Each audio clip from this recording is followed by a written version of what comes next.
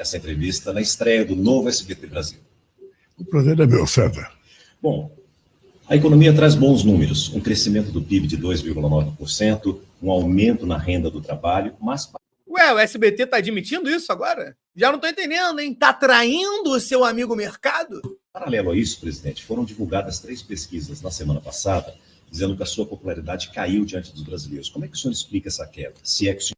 Vamos lá, Lula, acho que todo mundo quer saber isso aí. O senhor acredita em pesquisas? Primeiro, nós temos que fazer 2 coisas distintas, falar da economia.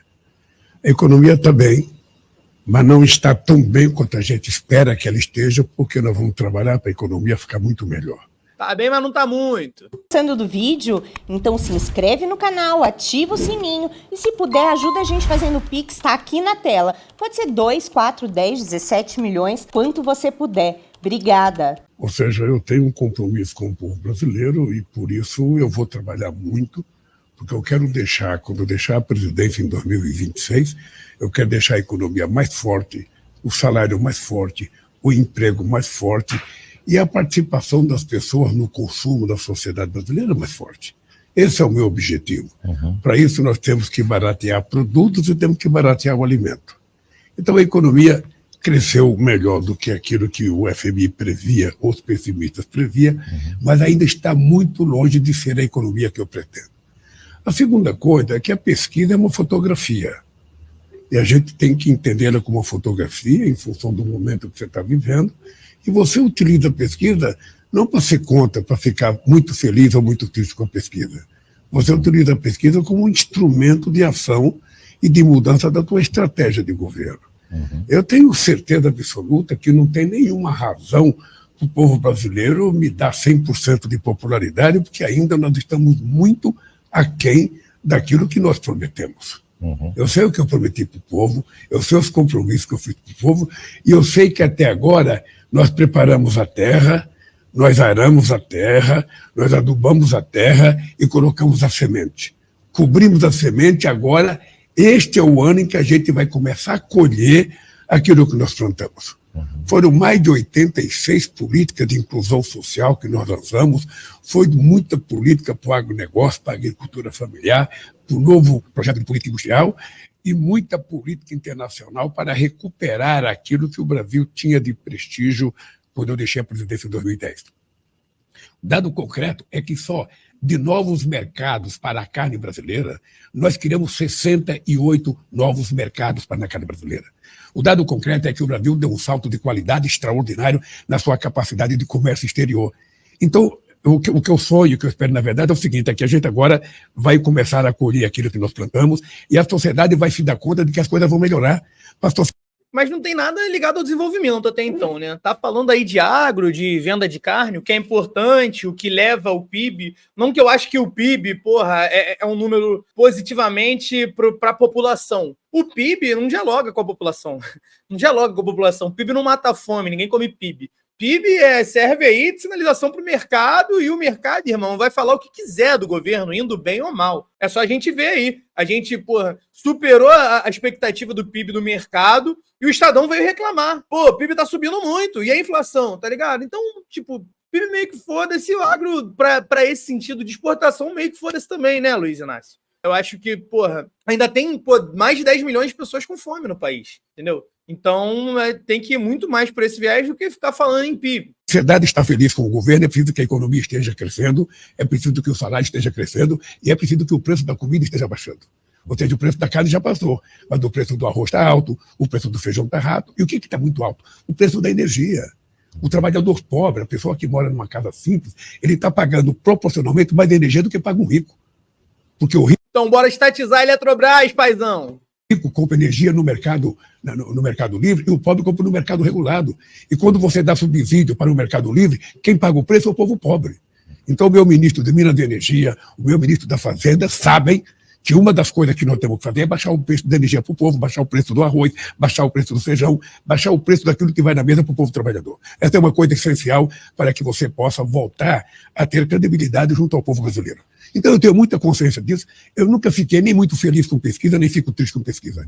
Eu analiso uma pesquisa, sabe, como uma fotografia que o Stucker tira de mim. Tem uma que está mais bonita, tem outra que está mais feia, então eu sempre procuro melhorar. Agora, presidente, o país nunca teve tão polarizado como está agora. Por falar em pesquisa, a Quest divulgou agora uma nova pesquisa dizendo que cresceu para 83% da população essa divisão entre direita e esquerda, um crescimento de 19 pontos.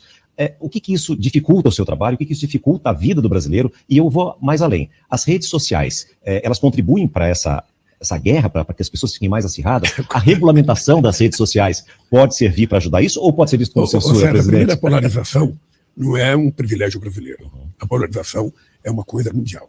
Você está vendo o que aconteceu em Portugal ontem. Ontem, a extrema-direita cresceu. Saíram de 12 deputados para 48 deputados. E a direita mais liberal ocupou, sabe, o governo, porque ganhou por 2 votos do socialista. Mas aí tem nos Estados Unidos a polarização, ela é igual ou muito maior do que aqui. Então o que nós temos? Eu acho que é maior. Os Estados Unidos é maior do que aqui, né? Se bem que, bom, refletindo na eleição, a diferença foi o quê? 2%, 2 milhões de votos só, foi uma diferença mínima entre Lula e Bolsonaro, né? Mas a massa aqui que se apresenta como bolsonarista, raiz mesmo, tá ali em volta dos 30%, tá ligado? Nos Estados Unidos já é mais 50-50, né? É porque, bom, todo jogo político deles é em cima dessa dicotomia, dessa polarização, né? Só tem 2 partidos, por exemplo. Então, bom, é a falsa sensação de escolha que os caras têm. Temos que ter consciência. Você tem do lado da sociedade um grupo de cidadão que é hipoteticamente palmeirense. Um outro grupo de cidadão que é hipoteticamente corintiano. Você nunca vai querer ver um corintiano torcer para um palmeirense torcer para o Corinthians. Agora tem os neutros. Tem um monte de gente que não está nem com o Corinthians, nem com o Palmeiras, que está com o São Paulo, que está com o Santos. E essa gente pode ser ganha para uma ideia. Pode ser ganha para uma causa. Então, o que nós temos que fazer? Primeiro, é importante a polarização, porque significa que os partidos que estão polarizando estão sempre na possibilidade de conquistar as eleições. Segundo, você tem que construir um discurso para você ganhar aqueles que são neutros, aqueles que não são nem fulano e nem beltrano, aquele que não é nem azul nem vermelho, aquele que não é branco nem verde, ou seja, aqueles que pensam diferente. Então nós temos que construir a ideia. Eu não me preocupo com a polarização, porque o Brasil foi polarizado entre PSDB e PT durante muito tempo. Tá? Foi assim em 89, foi assim em 94, foi assim em 98, foi assim em 2002, 2006. Agora o Brasil está polarizado entre 2 pessoas, que na verdade são 2 pessoas, não são nem 2 partidos, porque o meu partido existe, o partido deles não existe. É uma legenda eminentemente eleitoral. Então é o seguinte, essa polarização, ela é boa. Mas Lula, calma aí, pô. Teu partido existe, mas, pô, não votaram no PT, votaram no Lula, né? Por acaso, depois do Lula, vem Partido dos Trabalhadores, mas votaram em tu. É só a gente ver que você tem uma capacidade de mobilização de pessoas muito maior do que o próprio partido. Se a gente souber trabalhar os neutros para que a gente possa construir maioria e governar o Brasil. Eu acho que o mundo vai continuar assim. O mundo está muito polarizado em todos os continentes. Eu agora participei de reunião na União Africana, tem muita polarização. Eu participei de uma reunião no CARICOM, dos países do Caribe, tem muita polarização. E participei na CELAC, os países da América Latina, tem muita polarização. Mas o senhor acredita que não apenas no Brasil, mas no mundo todo, as redes sociais contribuem para isso também? Contribui porque a rede social, ela é um benefício e um malefício ao mesmo tempo. Ela é um benefício na medida em que ela faz com que você não seja um telespectador passivo. Você tem cada, você vê uma notícia... Tem muita opinião também, né? Tem muita opinião. Não, veja, então o que acontece? O fato do cara não ser um telespectador passivo, ele passa a ser um telespectador ativo. Ele opina sobre as coisas, ele dá palpite sobre as coisas, ele comunica sobre as coisas. Então isso fez com que o mundo da comunicação mudasse. Mas o senhor ou o seu governo pensa em regulamentar? Não, veja, eu acho que é preciso ter uma regulamentação. Mas não vai ser essa regulamentação tem que ser resultado de um longo debate com a sociedade brasileira, com as pessoas que entendem desse assunto, com os especialistas, com os usuários. Porque, veja, você não pode confundir liberdade de expressão com o uso da liberdade para você fazer maldade. Ou seja, você fazer acusações falsas, você criar a imagem negativa das pessoas, você fazer bullying com as pessoas, você incentivar meninos a se sacrificarem, incentivar pessoas, sabe, com muitas mentiras, é muito grave. Eu conheço o caso de pessoas que se matou porque não aguentou bullying na internet. Então nós temos que ter uma regulagem para que a internet seja um instrumento de comunicação, um instrumento de conhecimento talvez mais rápido da história da humanidade até hoje, mas que faça o bem, que ajuda a fazer as coisas produtivas, as coisas boas, e não as coisas más. Então eu acho que nós temos que ter uma regulação. Como eu não sou internauta... Pô, isso aí, cara, isso aí não tem nenhum... Pô, é uma pergunta meio canalha, né, mano? Pô, o mundo todo tá regulamentando, Estados Unidos regulamentou, Europa regulamentou. Porra, não é uma questão de o seu governo vai regulamentar, é quando que a gente vai regulamentar essa merda. Porque não pode ser terra de ninguém. Eu falei isso na abertura da live até. Nem sabia que esse assunto ia vir na entrevista. Mas, porra, isso é óbvio, cara. Eu digo sempre que eu sou analfabeto nessa questão, sabe, da internet. Eu acho que nós temos que ter prudência e capacidade de ouvir. Não é uma coisa que é decidida na Suprema Corte ou uma coisa que é decidida no Congresso. Não.